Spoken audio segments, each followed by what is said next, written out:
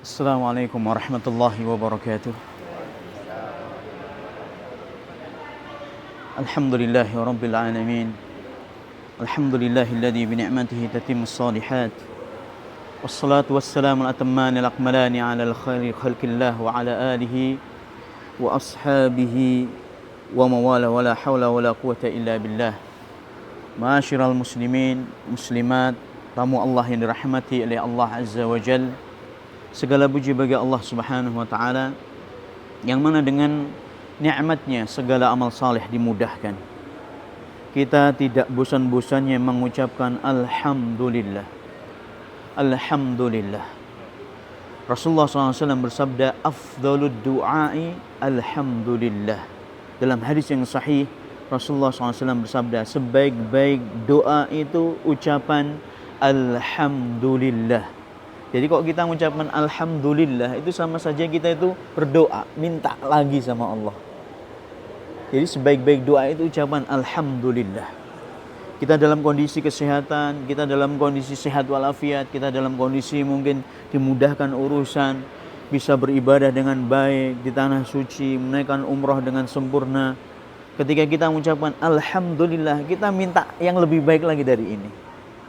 Itu maksudnya. Jadi jangan disepelekan ucapan alhamdulillah. Wa afdalu dzikri la ilaha illallah, dan sebaik-baik zikir adalah la ilaha illallah. Ma'asyiral muslimin muslimat, azzani Allah wa iyyakum. Kita di tanah suci, di Bakkah atau bisa disebut Makkah. Dalam Al-Quran juga ada nama selain nama Makkah, yaitu Bakkah. Inna awala baitin wudi'a lin-nasi lalladzi bi Bakkata mubarakan wa hudal lin-nas. Fihi ayatun bayyinatun maqamu Ibrahim. Wa man dakhalahu kana amina. Sesungguhnya rumah yang pertama kali Allah letakkan pondasi, sesungguhnya rumah Allah yang pertama kali yang Allah letakkan di muka bumi, yang pondasinya diletakkan pertama kali di muka bumi adalah Bakkah. Rumah Allah yang ada di Bakkah. Rumah Allah yang ada di Bakkah, yaitu di Mekah. Di dalamnya ada tanda-tanda kebesaran Allah. Di antara tanda-tanda kebesaran Allah yang ada di rumah Allah tersebut, yaitu Masjidil Haram ini, di antara tanda-tanda kebesaran Allah yang ada di Masjidil Haram, di antaranya maqamu Ibrahim, maqam Ibrahim. Faman dakhalahu kana amina. Barang siapa yang masuk Masjidil Haram, maka dia akan merasakan aman, sentosa, aman. Walillahi 'alan nasi hajjul baiti man istata'a ilaihi sabila. Dan Allah mewajibkan kepada manusia untuk menaikkan ibadah haji atau umrah ke rumah Allah tersebut bagi mereka yang mampu menempuhnya. Wajib bagi yang mampu. Haji dan umrah ini wajib tapi bagi yang mampu. Nah, alhamdulillah di antara nikmat Allah kepada bapak dan ibu-ibu, Masya Allah, Allah panggil saudara dan saudariku, Allah pilih Anda semuanya dari Linggau. Linggau itu penduduknya tahu nggak jumlahnya berapa, Pak? 140.000. 140.000 jumlah penduduk Linggau. Allah pilih dari 140.000, diantaranya Bapak.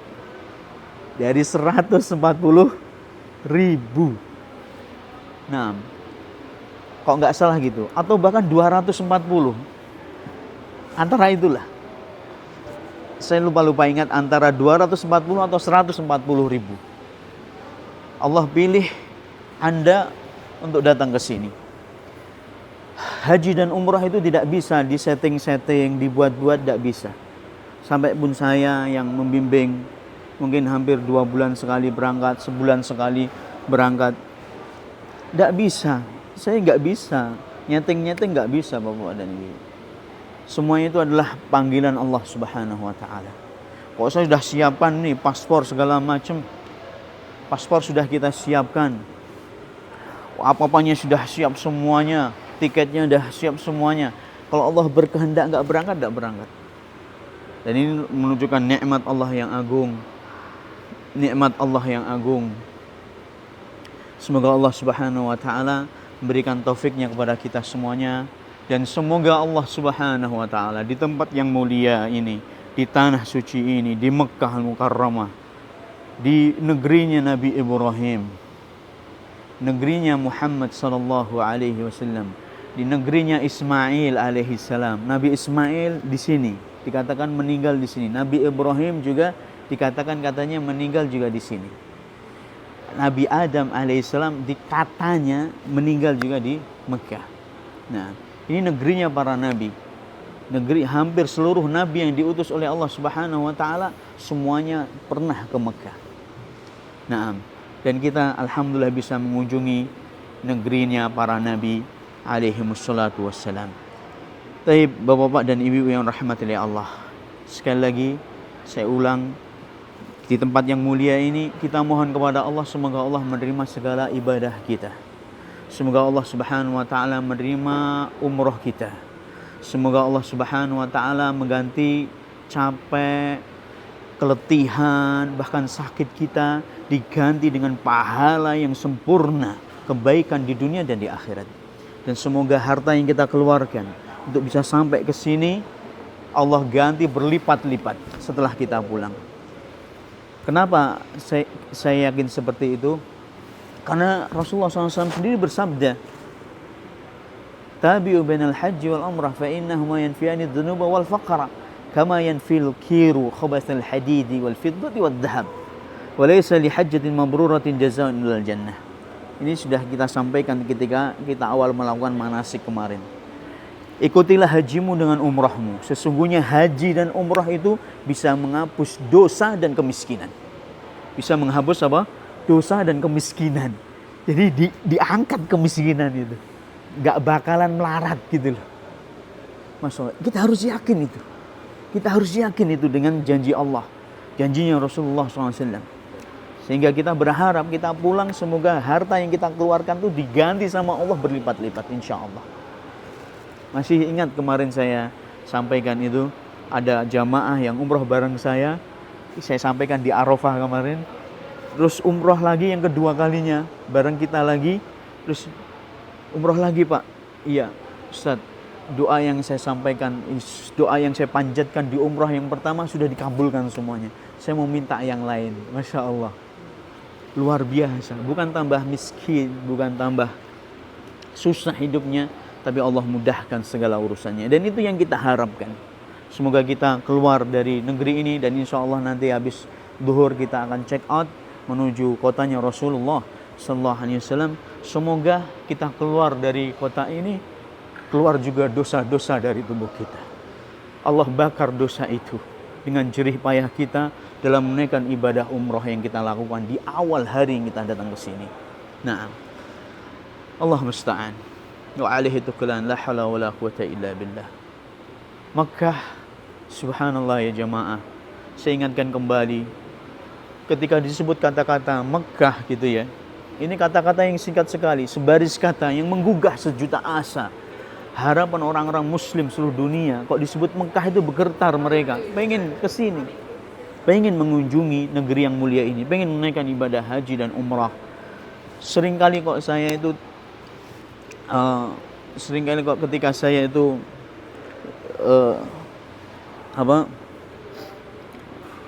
pamitan sama orang gitu, atau ditelepon orang pas posisi saya di sini gitu.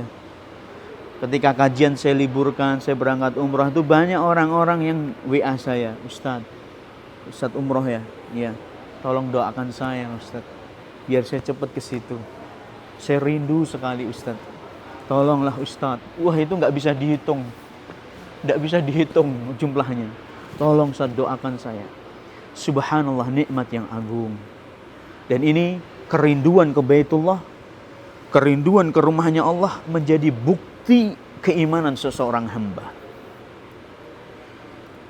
Jadi kita rindu ke rumah Allah itu aja, itu sudah bukti kalau si fulan ini, hamba ini beriman pada Allah.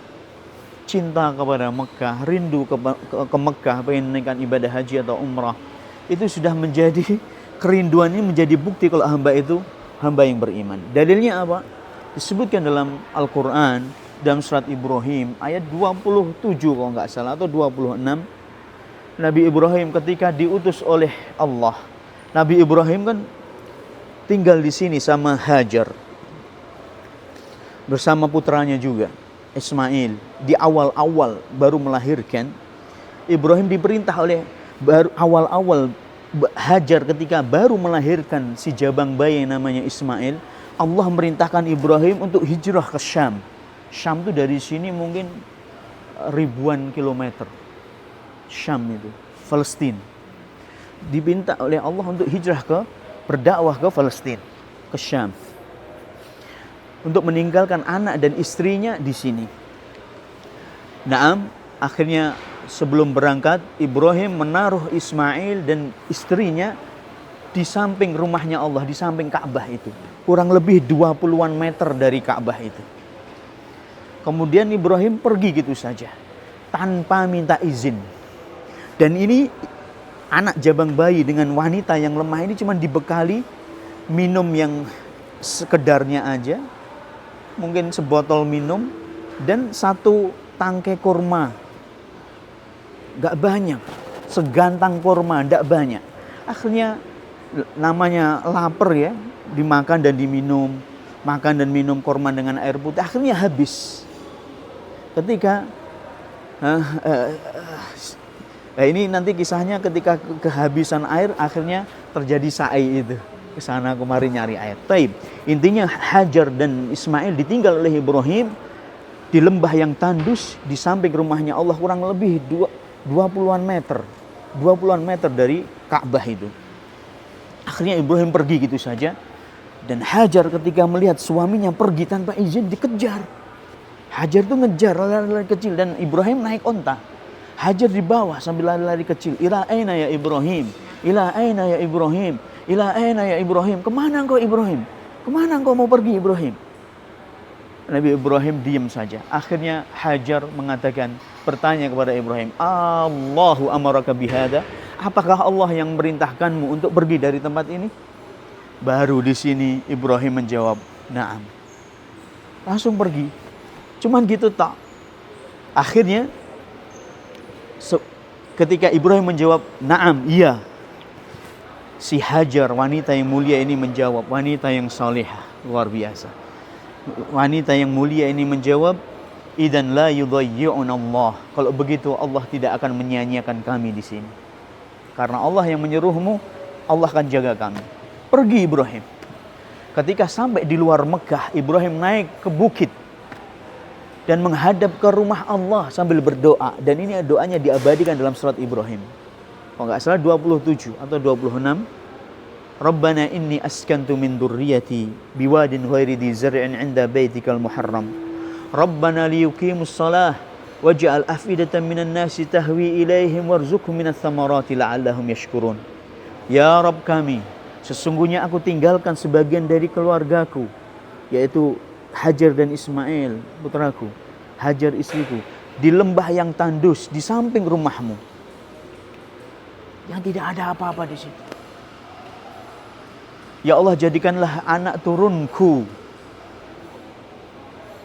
generasi-generasi yang menegakkan salat. Dan jadikanlah hati di sini, dan jadikanlah hati, gerakkanlah hati sebagian manusia senantiasa merindu ke tempat ini.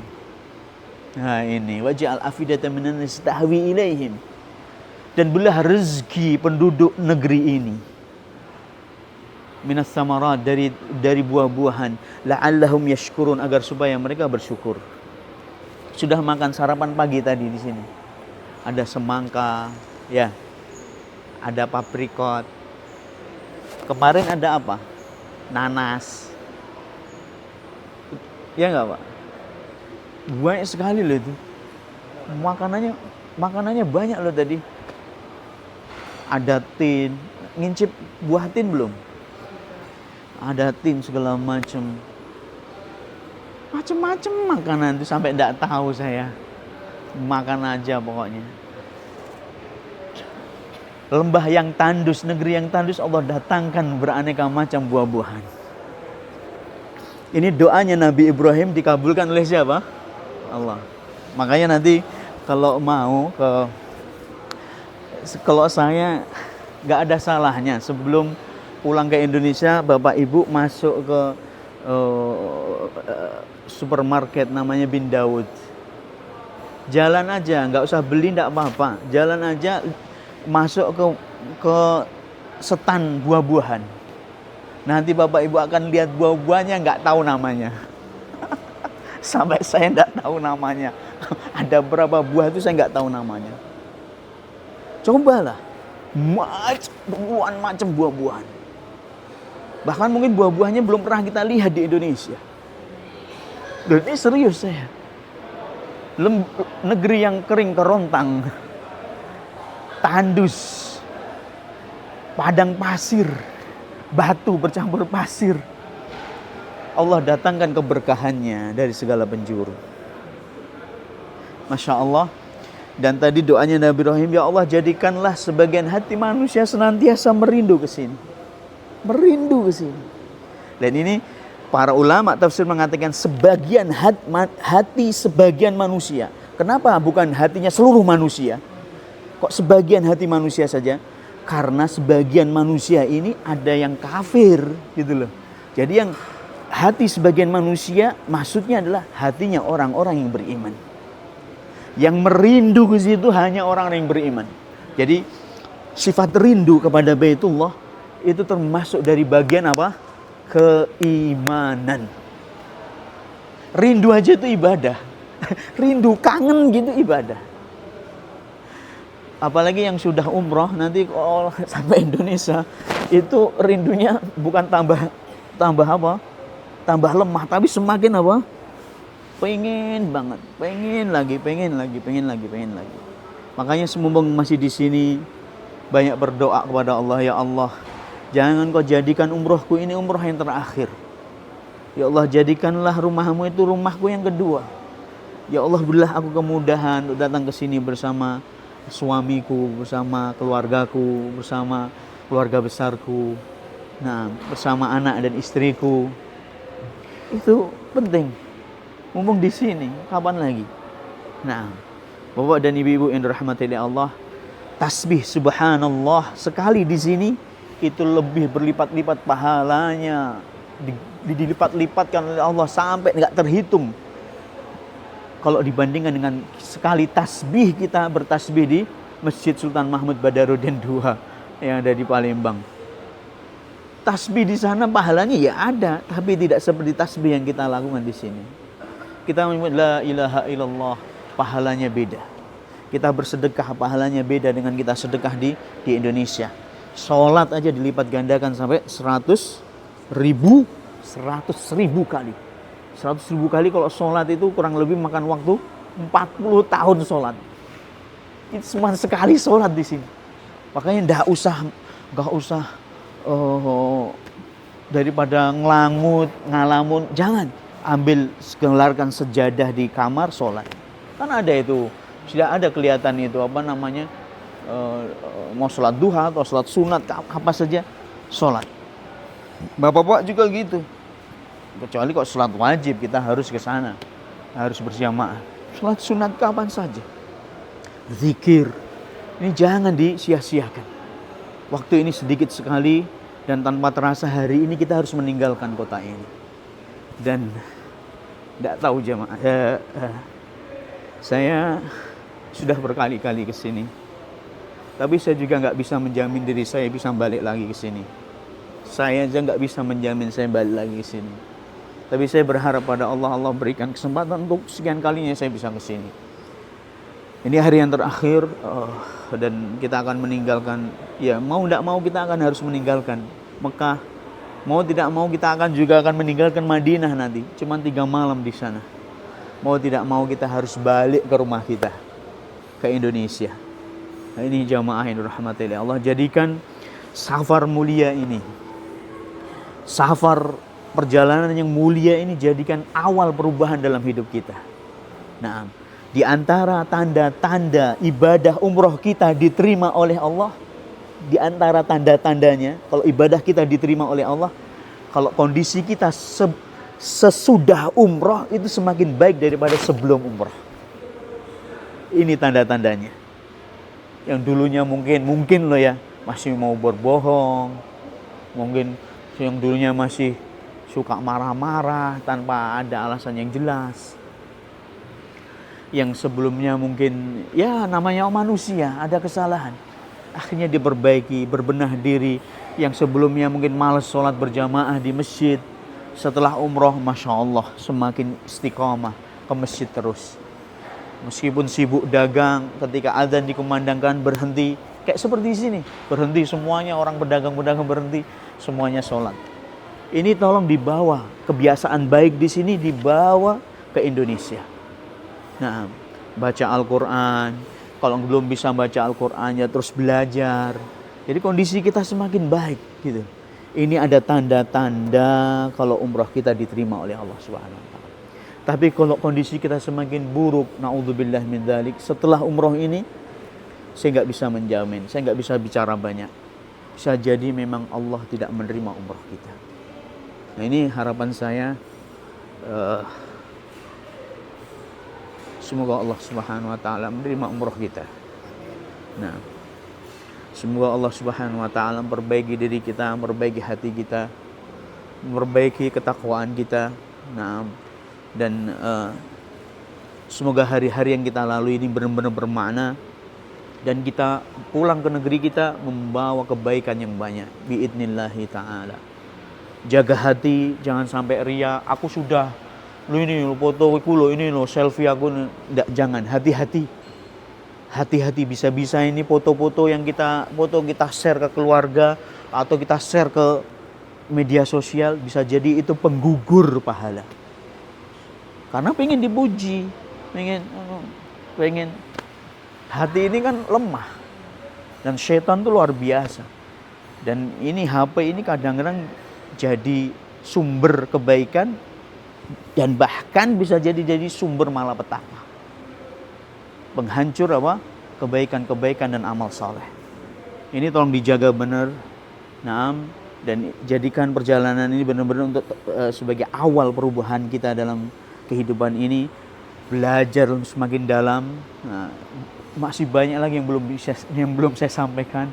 Nah, nanti bisa dilanjutkan di Indonesia, hadir pengajian yang ada di sana, hadir di majlis-majlis ta'lim, begitu, untuk me-upgrade ya, untuk meningkatkan mutu dan kualitas keimanan dan ketakwaan kita. Ini yang bisa saya sampaikan, kurang lebihnya saya minta maaf.